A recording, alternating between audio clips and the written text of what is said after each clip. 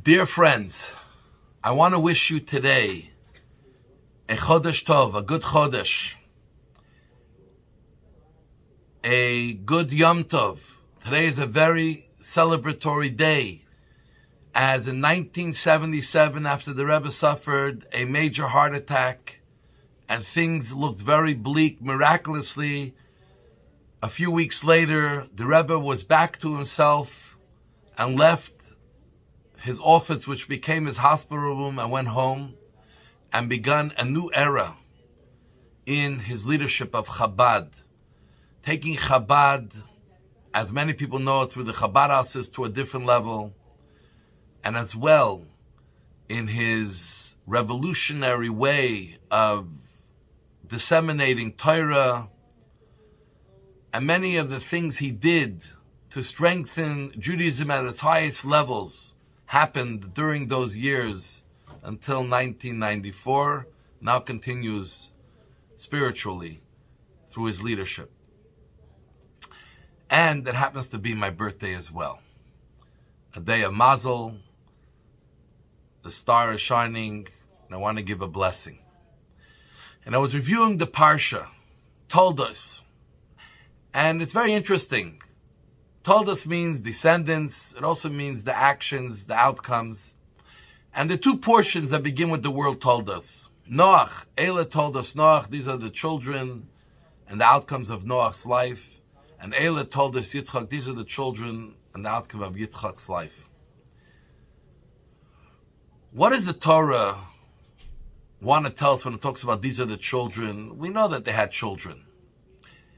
Why by these two specifically do we emphasize, and actually it's the beginning of a portion, and in this week it's the name of the portion, Toldot. So many people, but everyone I believe wants to be successful in their life. They want to make it. Not always make it means you're going to be the most popular and well-known and written up in the fronts of all the magazines and all the news channels. Make it means to be and lead a successful life in your world. And we all strive for that. But there are people who really have become tremendously successful. They have broken through many barriers, and their success is almost unimaginable. And here we have two people, Noach and Yitzchak. Even though we had three patriarchs, we are told that the true blessings the Jewish people carry, the blessings of Yitzchak, which we read about in this week's portion, how Yaakov got it, the little deceit, but ultimately it belonged to him, and Yitzchak conferred it upon him. And we are told Yitzchak Avinu, Yitzchak was the holiest of the forefathers.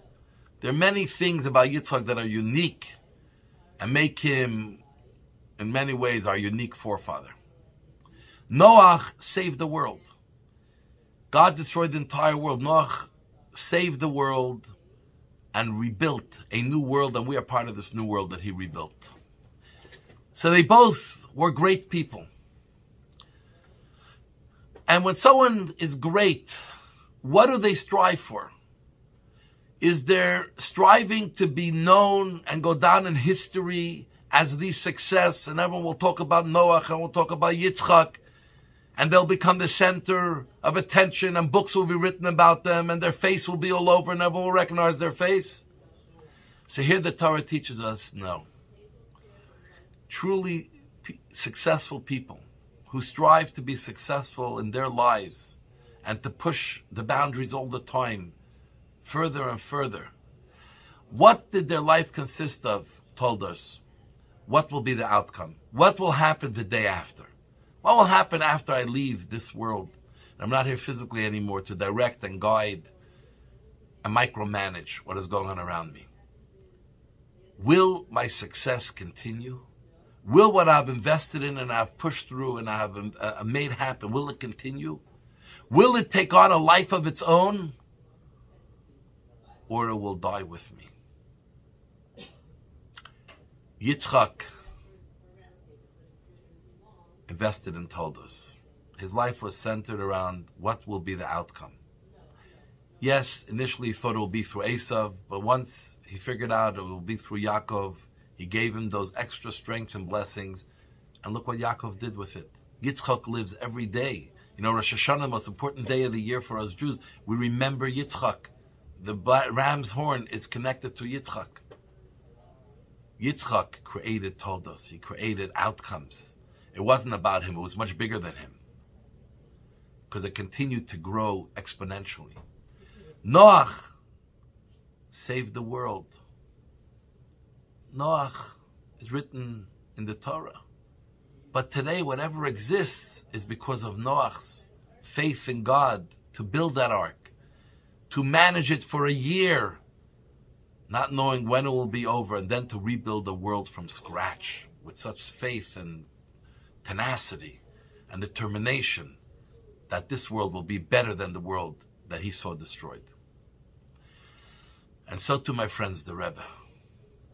In 1994, when the Rebbe passed away, many people thought that the Chabad movement will go with the Rebbe. And little did anyone realize that not only has it stayed alive, but it's grown exponentially. We were just by the gathering of Shluchim, over 5,000 Shluchim, the bulk of them, 75% left on Shlichut after the Rebbe passed away. It's getting stronger and stronger because Toldot is what it's all about. And so too, the message to all of us is we have to look always to create Toldot. We have to invest in our life to reach success and beyond. But we have to remember ultimately what's driving it is what we create that remains after we leave the room, the space, and we leave this world. May Hashem help we shall be successful, create great Toldos. On us Jewish people, it's important to know that we are responsible for the future of the Jewish people. Let us have great success, and the ultimate success with the coming of Mashiach, the Rebbe with us, very quickly in our days.